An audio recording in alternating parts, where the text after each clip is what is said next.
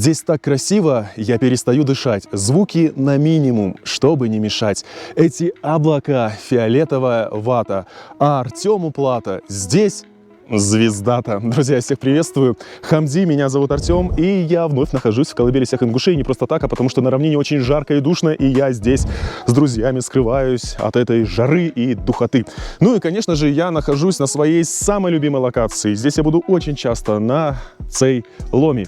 И я бы хотел в этом выпуске показать вам красоту и дух ингушских гор, а также место, куда сейчас туристов не пропускают. Зато я вас всех могу взять, да, с собой на эту небольшую прогулку. Ну, а вы не забудьте подписаться, поддержать меня лайком, нажать на колокольчик, чтобы ничего нового на моем канале не пропускать. И делитесь своими впечатлениями от увиденного у меня здесь, внизу, в комментариях. Каждому из вас я, конечно же, рад. Только давайте, пожалуйста, без провокаций, без всяких сплетен, слухов. Давайте по красоте, давайте про позитив, потому что негатива в нашем мире и так хватает. А теперь меньше слов, больше ингушской красоты.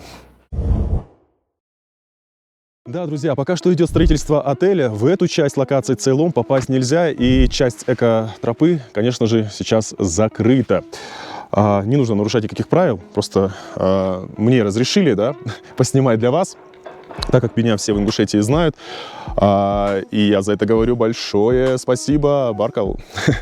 Вместе с вами просто прогуляемся, а те, кто не живут в Ингушетии, да, находятся далеко за ее пределами, я обращаюсь к ингушам, либо вы где-то живете в другом регионе, думаю, вам будет тоже интересно посмотреть на всю эту красоту. Начну я с того, что здесь действительно настоящие экотропы. Они утопают в растительности, да, в этом соцветии. Здесь самый настоящий ковер из цветов. И каких здесь только цветов нет. Ну, а я, как уже сказал, по такой красоте направляюсь к башенному комплексу Магойджел. Это, можно сказать, визитная карточка локации Цейлом. Каждый башенный комплекс принадлежит, да, тому или иному тейпу. Это наследие и история Ингушетии и всех ингушей. Поэтому я всегда говорю, чтобы ингуши никогда не разделялись, а были едиными. И нет, знаете, там чьей-то теперь башни. Есть общие ингушские башни, есть общее ингушское достояние, которое мы, да, не только ингуши, мы вместе, потому что это история уже нашей страны, России, должны сохранить, чтобы передать всю эту красоту, всю эту историю, да, нашим потомкам. Ну и, конечно же, с уважением относиться к нашим предкам. Что мы стараемся делать? Посмотрите, какой здесь красивый камень. Я очень уважаю предпринимателя Алаудина Ахмедовича Парчиева за то, что он так бережно относится к этому месту. Он не тронул ни одного камня. Ни один камень строители не убрали вообще. Вот как они были здесь, да, так и остались. Хотя построили там локации, какие-то объекты, но не тронули. Ну вот посмотрите, какая красота, а!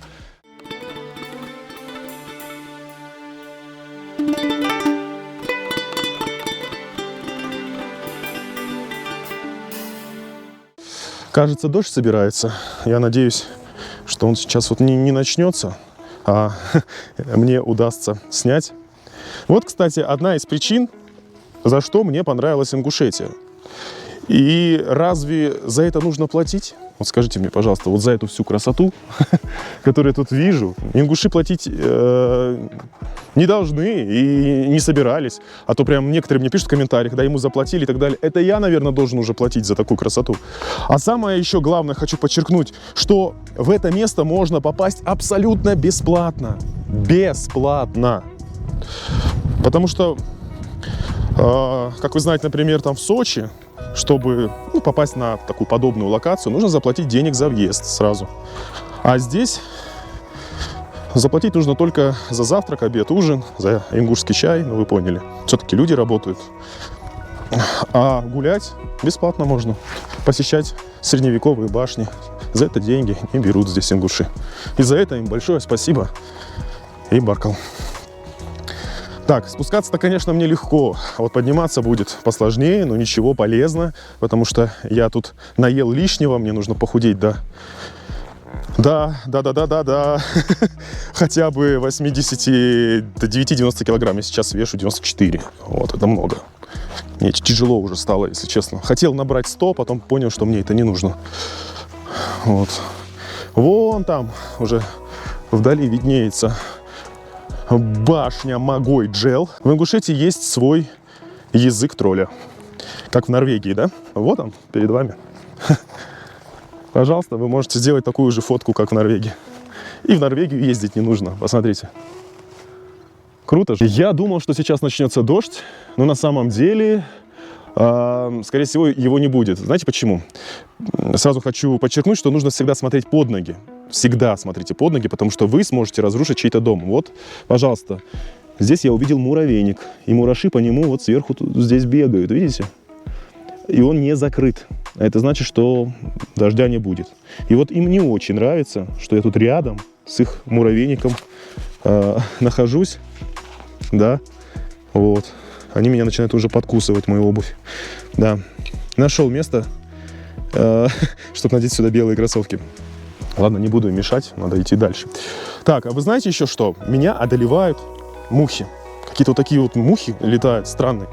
И когда я ехал сюда, на локацию, ну, мы разговорились там с Русланом, да, с моим хорошим приятелем, и я увидел, как вот здесь в горах пасутся барашки, и стадо баран почему-то лежало, и нос спрятали, в землю спрятали в нос, да. Я говорю, а почему барашки нос спрятали? И вот как раз-таки они спрятали свой нос от этих мух, которые откладывают свои яйца им в нос. Представляете, какой кошмар? Бедные барашки. И, соответственно, потом из этих яиц вылупляются личинки, и они начинают поедать плоть и так далее. Вот поэтому они нос свой прячут. Я про это не знал. Вот теперь вы будете знать. Так, ну а мне осталось идти совсем чуть-чуть. Кстати, чтобы вы здесь не заблудились, если вдруг будете, ориентируйтесь вот по этим столбикам. По свету. И все будет нормально, все будет хорошо. Ой, я такой довольно счастливый, что погода изменилась. Прям прохладно стало. А еще, да, смотрите под ноги, здесь есть вот такие вот штыри, так называемые, видите, вот он, железные. Вот. Тоже с ними нужно быть осторожней, вот, чтобы не пораниться. Короче, всегда смотрите под ноги. Ну что, я вам немножечко расскажу про эту башню. Значит, Магой-Джел – это уникальная сторожевая башня, по-моему, 17 века, если мне память не изменяет. Ну и, соответственно, она была сделана здесь под Цейламским горным перевалом между двумя, как видите, громадными глыбами скал, где образовалась своеобразная пещера, вот, в которой я хочу сейчас спуститься и показать вам. Площадь вот этой пещеры там внутри 90 квадратных метров. Вот мне самому уже интересно стало. Просто я когда туда спускался, я не заходил в эту пещеру. Вот. Поэтому сейчас мне стало, правда, интересно. Значит, первый этаж этой башни служил, по всей видимости, для загона скота. Джел в переводе овчарня. А верхние этажи служили убежищем. Вот согласно преданиям, башня принадлежала Чибарзиевым, это фамилия такая ингушская, из Лялаха. Если вдруг я буду в чем-то неправ, то обязательно поправьте меня. И обижать никого не хочу. Может быть, я чего-то не знаю. Вот.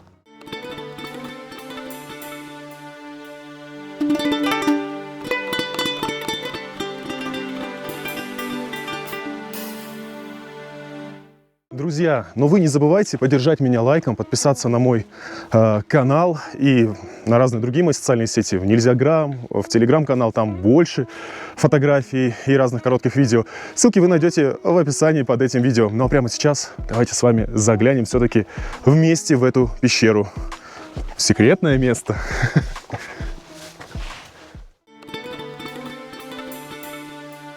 Ну что, через этот небольшой каменный вход, но со стуком, мне удалось сюда зайти и пролезть в эту пещеру. И я сразу почувствовал здесь запах коров. Видимо, они здесь прячутся от дождя, либо от жары. Да, в горах бывает жара. Вот давайте пройдем с вами дальше. Я увидел здесь очень много перьев. Съели птицу, кто-то поймал. Наверное, шакалы, я не знаю. Думаю, вряд ли здесь волки. Но не шакалов. ни шайтанов, и тардышей тем более я не боюсь. А вот она сама, башня Могой-Джел. Посмотрите на эти камни, которые помнят, вот каждый этот камень, да, историю ингушей. И вот я попал вовнутрь, да, этой башни и оказался, можно сказать, в 17 веке. Именно вот так жили, да, ингуши. И у них был такой быт. По сути, по этим камням можно вот так вот хоп-хоп-хоп-хоп и забраться на самый верх. И вот видите, еще одна дверь. Можно было туда подняться, пройти и на самый верх башни.